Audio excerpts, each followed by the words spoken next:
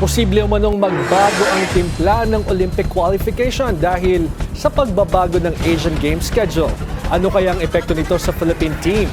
Alamin natin sa Agenda Weekend Report ni Sheila Salaysay.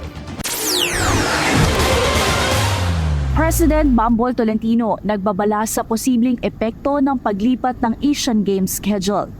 Maaaring maapektuhan ang Olympic qualification cycle at kabuuang paghahanda ng Pilipinas sakaling matuloy ang planong paglipat ng schedule ng Asian Games. Isang hakbang na posibleng magdulot ng malawakang pagbabago sa sports calendar sa Asia. Ayon kay Philippine Olympic Committee President Abraham Bambol Tolentino, pinag-uusapan na ng Olympic Council of Asia ang posibilidad na ilipat ang Asian Games sa Summer Olympics at posibleng magsilbi pa itong Olympic qualifier para sa ilang events. Bakit should be 1 year before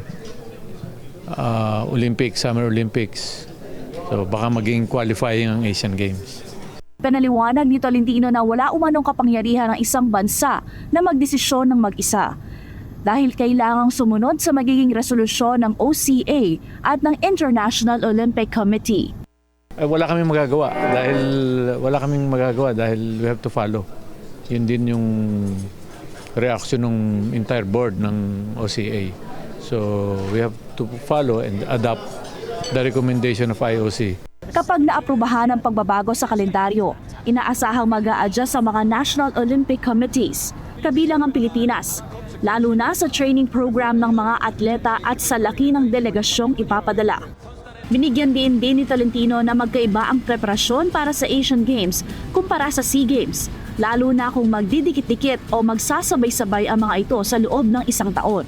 Hindi naman ganun karami yung delegates ng Asian Games compared dun sa SEA Games, di ba? So different preparation din yun.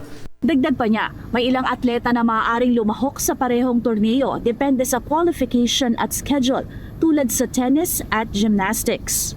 Nasa kanila yun, kung pasok sa Asian Games, papasok yun. Sa gitna ng mga posibleng pagbabagong ito, malinaw na nakahanda ang Philippine Olympic Committee na umayon sa magiging desisyon ng international sports bodies. Ngunit para sa mga atleta, ang pinakamahalaga ay ang patuloy na paghahanda, anumang petsa, anumang format, at anumang hamon ang kanilang haharapin sa daan patungong Olympics. Para sa Agenda Weekend, Sheila Salaysay, Billionaire News Channel.